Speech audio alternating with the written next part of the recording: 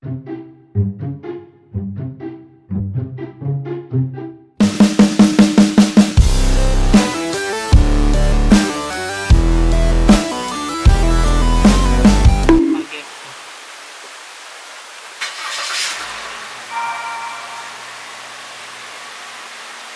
yung kulay blue. Iniwan mo namang nakabukas yung ilaw. Ay, ikaw yung pasok eh. Eh, di ba sabi sa'yo, di ba? Namamatay siya ng kusa. Oo. Yung nakita nyo kanina bumukas, di ba? Namamatay siya ng kusa. Kaya wala tayong problema sa Avanza natin kapag kung ma-drain man. Kasi kapag yung headlight nyo nakabukas tapos umalis kayo, pinatay nyo na yung engine, nakalimutan nyo pati yung ilaw, kusa siyang mamamatay. Para sa iyo. Para sa iyo. Para sa iyo. Okay, nasa ano ba? Magpapa-PMS tayo, di ba ngayon? Second PMS. Second PMS, 5,000 km, pero nasa 5,900 na tayo. Ano ba? 5,920 na tayo. Wala, busy tayo sa trabaho. Ito, inintay natin. Inintay natin yan mawala para... Yung kulay blue. Ano tayo, maghanap tayo ng walk-in na 5,000 km PMS. Una nating target ay ang Toyota Taytay.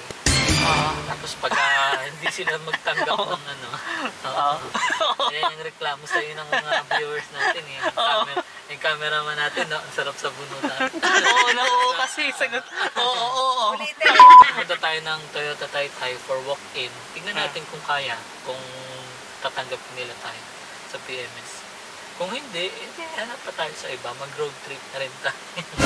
Oh no! Mag-ano muna tayo, magbebenta muna tayo ng lettuce para magpangbayad tayo sa PMS ni Avanza. Ay, si mama pala. Magbebenta kami ngayon ng lettuce. Ito ayan Ang mahal na ng lettuce na, piraso lang.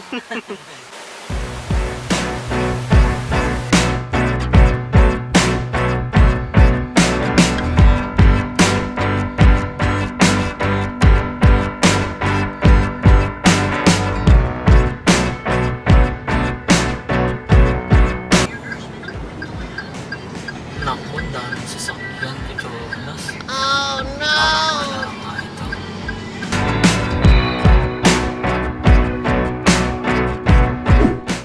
A few moments later. Yan. Hello mga televiewers. Wala tayo, negative.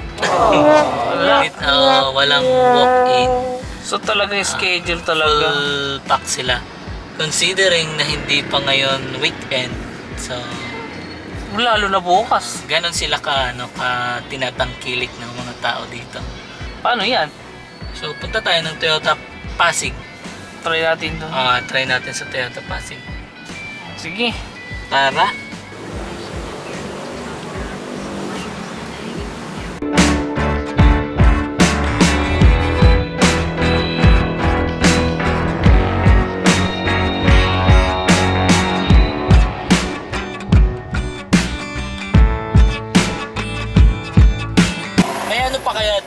May walk-in or PMS. PMS sir. Sige sir, try nyo lang po. Parking po kayo, tapos pasok po kayo doon sa service. Sige. Thank you po.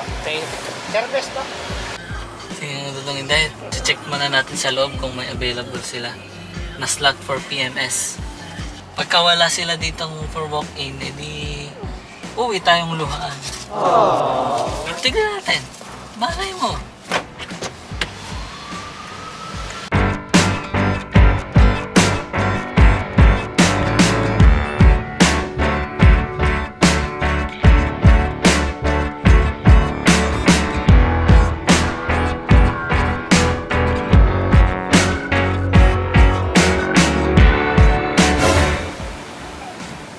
Okay na.